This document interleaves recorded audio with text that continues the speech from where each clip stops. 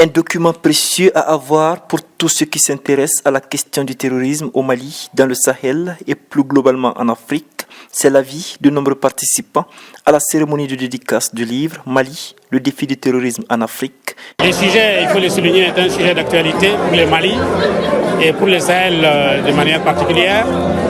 Et donc, cette analyse qui est faite par quelqu'un qui est un peu aussi dans l'application de la loi, puisqu'il est un officier supérieur de la gendarmerie, je pense qu'il va fortement contribuer à une meilleure compréhension du phénomène du terrorisme et voir comment est-ce que les approches qu'il faut, les mécanismes qu'il faut utiliser pour mieux lutter contre ce phénomène-là.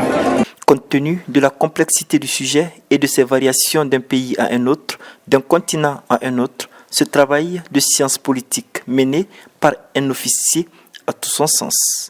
Le problème, c'est que le terrorisme en soi n'a pas reçu une définition consensuelle de la part des chercheurs. On ne sait pas ce que c'est que le terrorisme. Si par exemple, les acteurs palestiniens perpètrent des actes de violence vis-à-vis d'Israël, les Israéliens et les partisans d'Israël vont parler de terrorisme du Hamas. Et si vous êtes partisan du Hamas et que vous épousez la cause historique de ce groupement, vous n'allez pas parler de terrorisme, vous allez parler de résistance. Pour l'auteur, au-delà des sciences politiques, ce livre est né à partir de son vécu d'officier de terrain. La raison qui m'a motivé déjà à réaliser cet ouvrage, c'est suite à mes différents séjours sur les théâtres d'opération au nord Mali, notamment à Gao et au centre, à Nampala et au tout.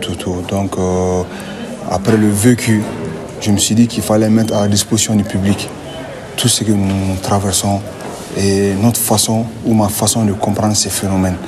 Donc, dans cet ouvrage, vous allez vous en rendre compte rapidement que les solutions précitées peuvent permettre à tout un chacun d'avoir une certaine orientation et aller aussi vers un peu de la prévention.